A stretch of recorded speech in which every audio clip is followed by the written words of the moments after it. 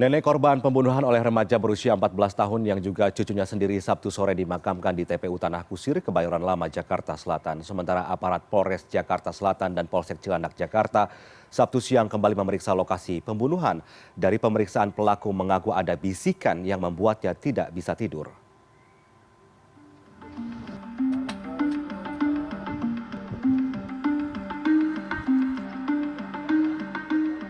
Ruth Megawati, korban yang meninggal setelah dibunuh cucunya, Sabtu sore dimakamkan di TPU Tanah Kusir, Jakarta Selatan. Jenazah Ruth sebelumnya diotopsi di Rumah Sakit Polri, Jakarta Timur. Almarhumah yang berusia 69 tahun dimakamkan satu liang lahat dengan suaminya.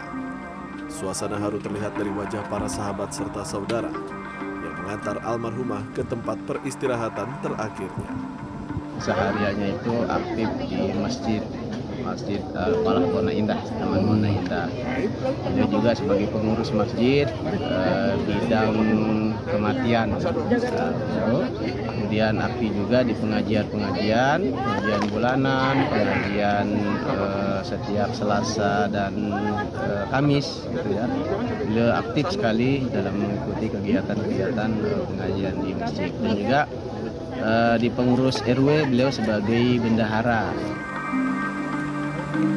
Anggota tim Inafis Polres Jakarta Selatan pada Sabtu siang membawa kain putih berisi barang bukti tambahan dari lokasi pembunuhan di perumahan Bona Indah, Cilandak, Jakarta Selatan. Polisi juga telah memeriksa remaja berinisial MAS yang diduga membunuh ayah dan neneknya. Dari keterangan awal, MAS menikam ayah dan neneknya saat mereka sedang tertidur. Setelah menusuk ayah dan neneknya, ibu pelaku terbangun. Lalu terduga pelaku menikam ibu hingga kondisinya kritis. Menurut polisi, MAS mengaku tidak bisa tidur karena ada bisikan sebelum menyerang orang tuanya. Polisi akan bekerja sama dengan Asosiasi Psikologi Forensik Indonesia untuk melakukan tes kejiwaan. Polisi telah melakukan tes urin kepada pelaku dengan hasil negatif narkoba. Ya, saat ini kami sedang menggandeng Apsifor ya untuk melakukan pendalaman motif ya, karena bagaimanapun anak adalah harus didampingi ya, diambil keterangan seperti itu. Kalau pengakuan sendiri dari pelaku seperti apa ceritanya? Ya, interogasi awalnya dia merasa dia tidak bisa tidur, terus ada hal-hal yang membisiki dia lah, meresahkan dia seperti itu. Kami ini masih kita dalami, kita belum bisa ngambil kesimpulan kalau untuk Ada motif lain Pak? Ada dendam atau? Enggak, belum ada. Ini masih kita dalami, ini kan masih awal sekali, ini keterangan awal dari kami ya. Aparat Polres Metro Jakarta Selatan juga telah memeriksa 5 saksi, terdiri dari petugas keamanan komplek dan warga sekitar. Kasus anak yang berhadapan hukum ini telah dilimpahkan ke unit PPA Polres Jakarta Selatan. Polisi masih melakukan pemeriksaan untuk mengetahui motif pembunuhan. Tim Liputan CNN Indonesia. Dan untuk mengetahui perkembangan terkini soal kasus anak membunuh ayah dan nenek serta melukai ibunya di Cilandak, Jakarta Selatan, kita sapa langsung produser lapangan CNN Indonesia Irin Wardani. Halo, selamat siang Irin. Irin, apa saja informasi baru yang bisa Anda laporkan terkait kasus ini dari tempat kejadian perkara di mana Anda berada saat ini, Irin? Ya, selamat siang Victor. Betul, saya sedang berada di tempat kejadian perkara di mana ini adalah merupakan tempat tinggal dari pelaku dan juga para korban, yaitu ibu, ayah, dan nenek.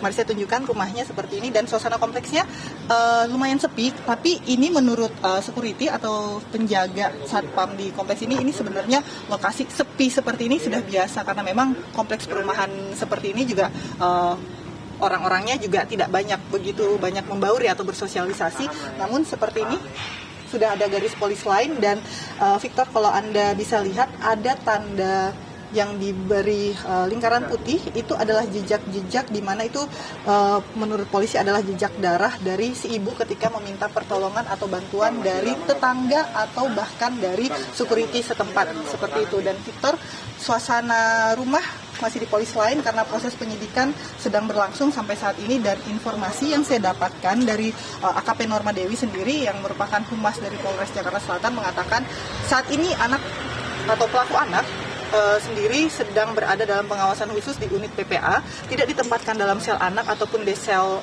di milik Polres Jakarta Selatan, namun ditempatkan di unit PPA sendiri, di tempat yang dikhususkan karena memang pelaku sendiri yang masih berusia 14 tahun ini masih dalam keadaan tergoncang atau trauma ketika ditanya mengenai peristiwa malam itu pada Sabtu dini hari tersebut, ditanya apa yang dia lakukan, alasan dia melakukan atau apa yang mendorong dia melakukan kejahatannya atau perbuatannya seperti itu. Anak langsung histeris, menangis, dan kemudian menutup diri seperti itu. Namun sampai saat ini pelaku anak sendiri masih didampingi oleh salah satu kerabat yang merupakan tantenya sendiri dari pihak ibu seperti itu. Sedangkan ibu korban sendiri, ibu atau yang merupakan orang tua ibu kandung dari pelaku sendiri sudah selesai menjalani operasi dan masih dalam perawatan intensif di Rumah Sakit Fatmawati seperti itu. Namun kami tidak bisa menghubungi siapapun terkait di rumah sakit tersebut dan juga keluarganya mengenai kondisi ibu sebenarnya seperti apa. Namun menurut AKP Norma mengatakan kondisi ibu sudah mulai membaik seperti itu.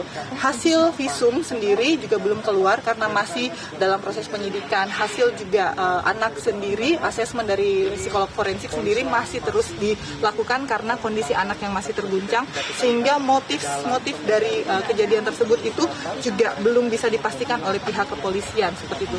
Saya mendapatkan informasi dari security yang merupakan saksi kejadian. Sayangnya security tersebut tidak diperkenankan untuk berbicara di media. Warga setempat juga tidak diperkenankan untuk berbicara kepada media. Namun saya tunjukkan di sini rumah sebelah saya, rumah yang bertepatan dengan sebelah rumah yang bertepatan persis di dekat rumah tempat kejadian perkara itu. Orang-orangnya, salah satu penghuni rumah ini menurut security sempat melihat ibu keluar, kemudian mencari pertolongan dan juga sampai mencari pertolongan di depan rumah karena memang ada jejak-jejak darah dari si ibu. Dan security karena merasa khawatir bahwa itu adalah kejadian perampokan dan kondisi ibu ketika dilihat dari kejauhan di sebelah kanan saya, mari saya tunjukkan di sebelah sini. Ibu sempat berdiri di belakang mobil kami, mobil CNN seperti itu. Kalau Anda lihat ada tanda warna putih. Nah, di situ ibu sempat berdiri dan di seberang jalan sana, security melihat kondisi ibu sendiri dengan berlumur darah seperti itu, tidak berani untuk mendekat. Kemudian dia memannya melalui itu, dan kemudian ada 2 orang security yang bergabung dan mereka kemudian mendekat untuk memberikan pertolongan ke ibu. Ucapan yang pertama diucapkan oleh si ibu sendiri atau sang ibu sendiri adalah, tolong periksa suami saya dan ibu saya di dalam dan anak saya sedang berlari keluar. Di pikiran security saat itu ketika saya berbincang dengan pihak security yang menjadi saksi malam itu mengatakan bahwa ini kejadiannya adalah perampokan dan kemungkinan besar anak dalam keadaan bahaya, sehingga dia menghubungi rekannya untuk mencari, untuk mengejar si anak dengan asumsi untuk melindungi si anak dari upaya tindak kejahatan yang lain seperti itu. Namun ketika dikejar anaknya, dia menutup diri, seperti mukanya ditutup seperti ala ninja seperti itu. Victor, security mengatakan seperti itu, dan itu yang membuat security curiga dan kemudian mengamankan anaknya tepat pukul 2 dini hari dan kemudian dibawa ke pos polisi, dan kemudian tetangga sekitar kemudian berkumpul dan membawa ibu untuk segera mendapat perawatan di rumah sakit dan kemudian menghubungi pihak kepolisian lalu mengecek kondisi suami dan ibu dari korban sendiri seperti apa, dan ternyata sudah meninggal dunia. Sehingga saat itu kemudian langsung kasusnya saat ini sedang ditangani oleh pihak Polres Jakarta Selatan. Seperti itu yang bisa saya laporkan, Victor.